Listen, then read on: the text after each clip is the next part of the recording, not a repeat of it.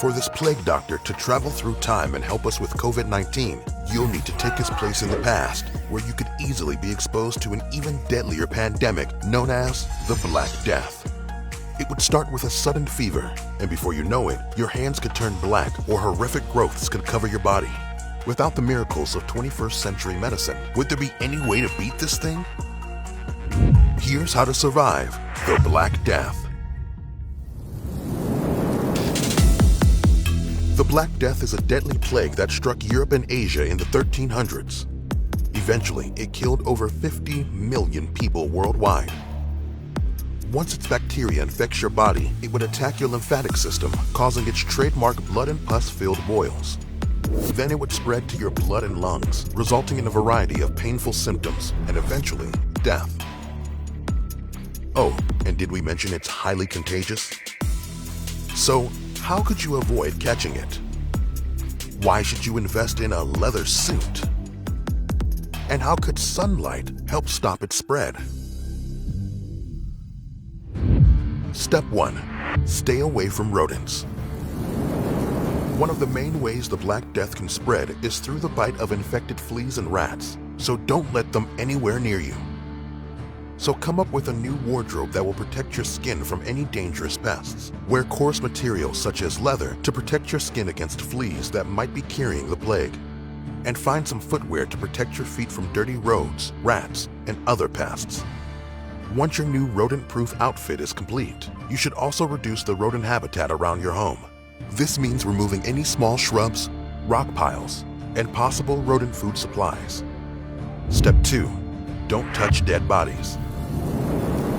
This might sound harsh, as many would have lost loved ones during this pandemic. But touching the dead increases your chances of being exposed to the infected fluids on their bodies. This goes for dead animals too. If you have to remove a dead animal, make sure you do it wearing proper protective gear.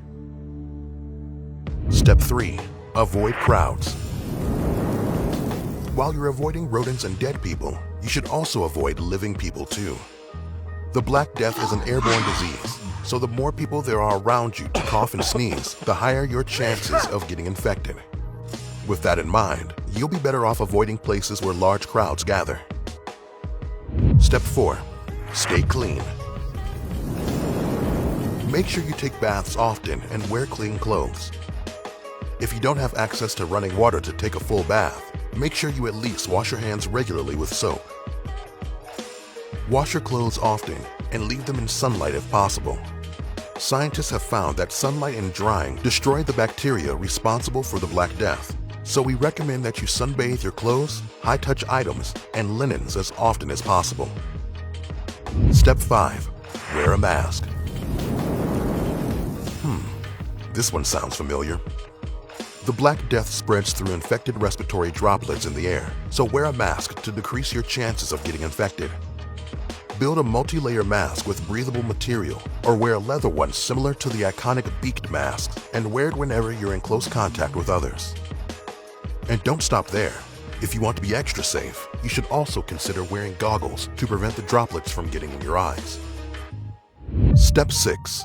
Don't travel. Traveling during a modern pandemic is a bad idea because you could help spread the virus. But traveling during a medieval pandemic would be even worse. During medieval times, travelers had to endure harsh and unsanitary conditions on the road for several days or months. So you would be at a much higher risk of contact with infected people or pests during your trip. You and your family would be better off staying home as much as possible. So prepare a schedule and a list of supplies that you may need, and limit your interactions in stores, markets, and on the streets. And if a member of your household does get infected, you'll need to quarantine them immediately. This means you will need to prepare a room where they can stay isolated from all the healthy family members and have almost no interactions with other people. Back during the era of the Black Death, a quarantine lasted at least 40 days. So there you have it. Following these steps should give you a good chance of getting through the Black Death alive. Now it's time to head back to the future and see what 2021 has in store. But don't worry, we have just the video to help you survive whatever awaits you.